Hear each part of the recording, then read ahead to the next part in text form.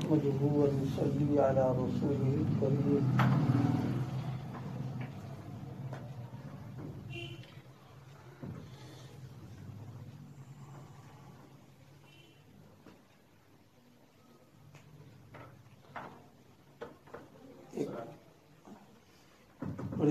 بڑی عبرت کا ایک واقعہ ہے اس میں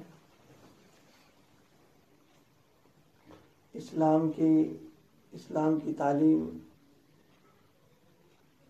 سچ بولنا، سچ پر عمل کرنا، حق پر جمے رہنا، حق پر جمنے میں چاہے نقصان ہی کیوں نہ ہو لیکن پھر بھی اسی پر عمل کرے آدمی. خاص طور پر مقدمات میں اور عدالتی معاملات میں شریعت کا حکم ہے کہ کسی سے کوئی معاملہ اگر ہو گیا تو اب یہ نہیں کہ اس کو نقصان ہی پہنچانا ہے، بلکہ جو بات صحیح ہے اور سچ ہے وہ معاملہ کرنا. اس پر ایک واقعہ اس پر نقل کیا ہے، بڑی عجیب عبرت کا واقعہ ہے. پھلواری شریف بہار میں ایک جگہ ہے. پھلواری شریف میں 2 رئیس رہتے تھے. ایک کا نام قاضی غلام امام اور دوسرے کا قاضی مخدوم عالم تھا. دونوں رشتہ دار تھے. کسی وجہ سے دونوں میں جھگڑا ہو گیا اور مقدمے بازی کی نوبت آ گئی. مخدوم عالم سرکاری ملازمت میں تھے. اسی دوران ان کا تبادلہ دور کے مقام پر ہو گیا جہاں سے پٹنہ کی عدالت میں تاریخوں پر حاضری سخت مشکل تھی. انہوں نے چاہا کہ اپنے مقدمے کی پیروی کے لیے کسی کو مقرر کر دیں. کافی سوچنے کے بعد جب کوئی موضوع آدمی سمجھ میں نہ آیا تو وہ اپنے فریق مخالف قاضی غلام امام کے پاس گئے اور کہا کہ میں تبدیل ہو کر تبادلہ ہو کر ایسی جگہ جا رہا ہوں کہ مقدمے کی پیروی خود نہیں کر سکتا ہوں. یہ تمام کاغذات آپ کے حوالے ہیں، اب آپ ہی میری طرف سے مقدمہ دیکھیں. اس زمانے میں یہ واقعہ کسی کو سنایا جائے تو کوئی یقین نہیں کر سکتا. اور یہاں یہ کہ دیانت اور امانت، صداقت اتنی، جسے کہتے ہیں کہ اسلام پر پختگی اتنی تھی کہ جس سے مقدمہ ہے اسی کو کاغذات دے دیے اور کہا اپنا تو لڑنا ہی، میری طرف سے بھی تم لڑ لینا. دونوں کے حوالے کر دیا مقدمہ. فرمائے کہ یہ تمام کاغذات آپ کے حوالے ہیں، اب آپ ہی میری طرف سے مقدمے دیکھیں. یہ کہہ کر انہوں نے قاضی غلام امام کو اپنے مقدمے کے کاغذات دے دیے. سفر چلے گئے. قاضی غلام امام کے لیے اس اعتماد کو مجروح کرنا ناممکن تھا جو ان کے فریق نے ان پر کیا تھا. انہوں نے مخدوم عالم کے مقدمے کی پیروی کا کام اپنے ذمے لے لیا اور خود اپنے کاغذات کسی دوسرے کے حوالے کر دیے. یہ عجیب بات ہوئی. اب صورت یہ ہوئی کہ قاضی غلام امام کے اپنے مقدمے کی پیروی تو دوسرا شخص کر رہا اور خود اپنے فریق مخالف قاضی مخدوم عالم کی طرف سے مقدمے کی پیروی یہ کر رہے ہیں. اور یہ سب مصنوعی طور پر نہیں بلکہ حقیقی طور پر. نتیجہ یہ ہوا کہ وہ خود ہار گئے اور ان کے مخالف قاضی مخدوم عالم جیت گئے. یہ گویا اسلام کی تعلیم اور اس پر عمل گویا عملی طور پر اپنا نقصان. حالانکہ آج تو آدمی کتنی تدبیریں کرتا ہے، سچ جھوٹ جو کچھ ہوتا ہے اس کو ہرانے کی، اور یہاں ایک جو مقدمے ان کے پاس دے دیا کہ اب آپ کریں اس کام کو. اور انہوں نے دیانتداری اپنا کسی اور کو بنا دیا اور خود لڑتے رہے، ہار گئے اس کے اندر. یہ آج اگر کوئی کرے تو کہیں گے تو وہاں بھی حکم معلوم ہوتا ہے اس نے یہ کر لیا. اس لیے کہ آج کا زمانہ تو بہت مطلب یہ کہ دھوکہ فریب سب کرتا رہتا ہے آدمی، لیکن یہ کہ انہوں نے اسلام. ایک واقعہ اور بھی ادھر پچھم کے علاقوں میں بعض تاریخی واقعات ایسے ہوئے بھی کہ 2 آپس میں فریق ہیں. صبح اٹھے، اپنے تیاری کی اور اسی بیل گاڑی میں دونوں ایک ساتھ بیٹھ کے جا رہے ہیں. دوسرے کے خلاف بات بھی ہو رہی، دوستی بھی ہے، وہاں عدالت میں پہنچے تو مقدمہ دونوں نے لڑا اپنا، اور جب واپسی ہوئی تو پھر دونوں بیٹھ کے چلے آئے ساتھ میں۔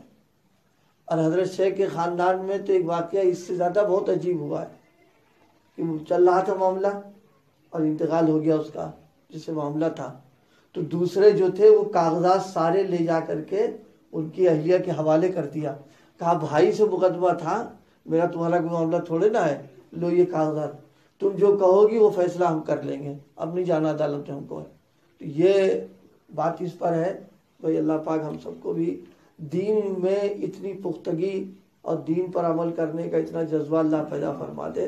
آج بھی دین میں تاثیر ہے، ایسا نہیں ہے، یہ جو لوگ دین کے سلسلے میں اپنی غلط ادائے غلط بات کرتے ہیں، یہ ہماری کمزوریوں کا نتیجہ ہے اور ہماری کوتاہیوں کا، کہ ہم دیکھتے ہیں کہ ہم اپنے آپ کو دیندار بھی کہہ رہے ہیں اور یہ سب حرکتیں بھی کر رہے ہیں، تو اس سے بدنامی تو ہم نے اپنے عمل سے کر دی ہے۔ دین میں خدا نہ خاصہ کوئی ایسا معاملہ نہیں ہے، 1400 سال پہلے جو تاثیر تھی آج بھی تاثیر ہے، اور جو لوگ عمل کر رہے ہیں اللہ پاک ان کو نواز بھی رہا، ایسا نہیں کہ عمل کرنے والا جو ہے وہ نقصان میں ہوگا، لیکن مسئلہ ہے وہی جمنے کا، پختگی کا، اور صحیح آدمی دیندار بنے، جب بنے گا تو اس کے اثرات مرتب ہوتے ہیں۔ اب یہ واقعہ تاریخی ہے، آج کے زمانے میں اگر کوئی سنائے وہ تو یقین نہیں کرے گا کہ بھائی ایسا بھی ہو سکتا ہے کہ وہ اپنا کاغذات اس کو دے دے اور کوئی اس کی طرف سے دوسرا لڑے آ کر کے، پھر وہ ہار بھی گئے اس پر، ظاہر سی بات ہے۔ یہ سب چیزیں جو ہے بس وہی بنیادی چیز ہے بھائی، اللہ پر نظر رہے ہر معاملات میں، لیکن یہ کہ اسباب کے درجے میں جو کر سکتا ہے وہ کرتا رہے آدمی، اس پر نظر رہے گی تو انشاءاللہ پھر اللہ تعالیٰ بھی غیبی مدد اور نصرت اس کے لیے فرماتے رہتے ہیں۔ اس میں ایک واقعہ اس میں اور لکھا ہے، فرمائے کہ حضرت مولانا الیاس صاحب رحمۃ اللہ علیہ سن 57 کے آخری حج میں کراچی میں 2 جہازوں میں مقابلہ ہو گیا، ایک جہاز میں 55 روپے کرایہ کر دیا، اس جہاز کے مسافروں کو ایک عورت انجیکشن لگا رہی تھی، بس خاتون، مولانا نے غصے میں فرمایا فریضہ ادا کرنے جا رہے ہیں اور حرام کے مرتکب ہو رہے ہیں ہم، یعنی غیر محرم عورت سے۔ بہرحال یہ تقوی حضرت کی بہت بڑی بات تھی، فرمایا میں غیر محرم عورت کے ہاتھ سے ٹیکا نہیں لگوا سکتا۔ لوگوں نے کہا اگر جلدی نہ کی اور اس سے ٹیکا لگوا کر اس جہاز پر نہ بیٹھے تو 55 کا ٹکٹ 182 کا ہو جائے گا، یعنی دوگنا کیا تگنا ہو جائے گا۔ لیکن حضرت جو تھے وہ جمے رہے، فرمایا چاہے جتنے کا ہو جائے۔ مولانا نے انکار کر دیا اور سارے لوگ ٹھہرے رہے، فون پر فون کیا گیا، ڈاکٹر جھنجھلاتا ہوا آیا اور کہا وہ پیر صاحب کہاں ہیں جو عورتوں سے ٹیکا نہیں لگواتے۔ مولانا نے اس ڈاکٹر سے ٹیکا، اللہ نے انتظام کیا، اس سے ٹیکا لگایا اور ساتھیوں نے بھی لگایا اور ٹکٹ بھی 55 ہی کا مل گیا۔ یہ آدھی پختگی والی بات اس کی۔ مولانا نے فرمایا کہ آج تک غیر محرم عورت نے میرے جسم کو چھوا نہیں ہے، صرف ایک مرتبہ ایک عورت بیمار تھی، میں گیا، نزا کی کیفیت تھی، اس نے جلدی میں میرے ہاتھ میں ہاتھ دینا چاہا، میں نے ہاتھ کھینچ لیا، صرف میرے پوروں سے اس کا ہاتھ لگ گیا۔ یعنی اس قدر تقوی طہارت کی غیر محرم سے اپنے آپ کو بچا کے رکھنا بہت بڑی بات۔ آج کل کے حالات تو ایسے ہوتے چلے جا رہے ہیں، ہر محکمے میں عورتیں لڑکیاں قانوناً بھی رکھی جا رہی، اور رکھنا جو ہے ضروری ہوتا چلا جا رہا ہے، لیکن پھر بھی بھائی جہاں تک ہو سکے اپنے طور پر بچنے کی کوشش کرے۔ اگر کام بغیر اس کے چل سکتا ہے تو آدمی کوشش کرے چلائے اس پر، دین بہرحال مقدم رکھنا یہ تو ہم سب کی ذمہ داریوں میں ہے کہ اس طریقے کے مواقع پر کوئی ایسا کام کرنے سے بچنا چاہیے جو خلاف شریعت ہو۔ مجبوری کے احکامات تو الگ ہیں، لیکن اگر ایسا نہیں تو آدمی بچے اس میں۔ ایک واقعہ لکھا ہے ایک گھرانے کا، سادات میں سے تھے لیکن حالات بہت گڑبڑ ہو گئے اس کے، تو واقعہ نقل کیا ہے۔ ربیع ابن سلیمان رحمۃ اللہ علیہ کہتے ہیں میں حج کے لیے جا رہا تھا، میرے ساتھ میرے بھائی تھے اور ایک جماعت تھی، جب کوفہ پہنچے تو وہاں ضروریات سفر خریدنے کے لیے بازاروں میں گھوم رہا تھا۔ ایک ویران سی جگہ میں ایک خچر مرا ہوا تھا اور ایک عورت جس کے کپڑے بہت پرانے بوسیدہ تھے چاقو لیے ہوئے اس کے گوشت کے ٹکڑے کاٹ کاٹ کر ایک تھیلے میں رکھ رہی تھی۔ مجھے خیال ہوا کہ یہ مردار گوشت لے جا رہی ہے، اس پر خاموش رہنا ٹھیک نہیں ہے، شاید یہ کوئی بھٹیاری عورت ہے کہ پکا کر لوگوں کو کھلا دے گی۔ میں چپکے سے اس کے پیچھے ہو لیا اس طرح کہ مجھے دیکھ نہ سکے۔ وہ عورت ایک بڑے مکان میں گئی جس کا دروازہ بھی اونچا تھا۔ اس نے دروازہ کھٹکھٹایا، اندر سے آواز آئی، کون؟ اس نے کہا، کھولو، میں ہی بدحال ہوں۔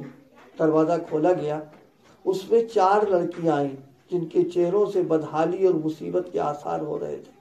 وہ عورت اندر گئی اور جھولا ان لڑکیوں کے سامنے رکھ دیا۔ میں کواڑ کی دروازوں سے جھانک رہا تھا، میں نے دیکھا اندر سے گھر بالکل برباد خالی تھا۔ اس عورت نے روتے ہوئے لڑکیوں کو آواز دی کہ لو اس کو پکا لو، اور اللہ کا شکر ادا کرو کہ اللہ تعالیٰ کا اپنے بندوں پر اختیار ہے، اسی کے قبضے میں لوگوں کے قلوب ہے۔ وہ لڑکیاں اس کو کاٹ کاٹ کر آگ پر بھوننے لگی۔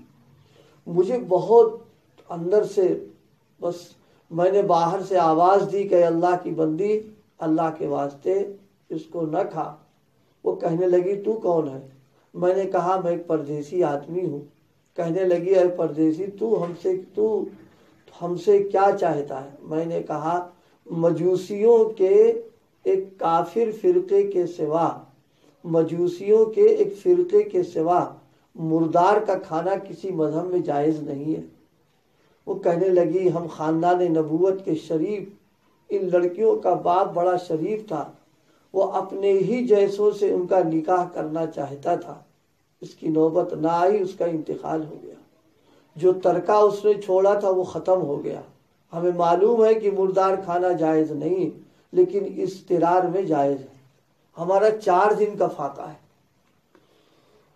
حضرت ربی کہتے، ان حالات کو سن کر مجھے رونا آ گیا اور میں روتا ہوا دل لے کر بے چین ہوا، اور میں نے اپنے بھائی سے آ کر کہا، میرا ارادہ تو حج کا نہیں رہا۔ اس نے مجھے بہت سمجھایا، حج کے فضائل بتائے، حاجی ایسی حالت میں واپس آتا کہ اس پر کوئی گناہ نہیں رہتا، وغیرہ وغیرہ۔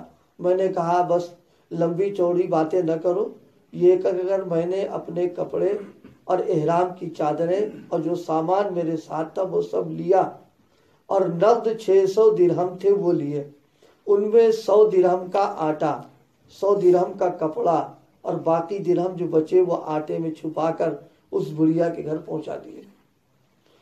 یہ سب سامان اور آٹا وغیرہ اس کو دے دیا۔ عورت نے اللہ کا شکر ادا کیا اور کہنے لگی، اے ابن سلیمان، جا، اللہ جل شانہ تیرے اگلے پچھلے سب گناہ معاف کر دے، تجھے حج کا ثواب عطا کر دے، اور اپنی جنت میں تجھے جگہ عطا فرما دے، اور اس کا ایسا بدلہ عطا فرما جو تجھے بھی ظاہر ہو جائے۔ پھر لڑکیوں نے آ کے بہت سب نے اس کو دعائیں دی ہیں۔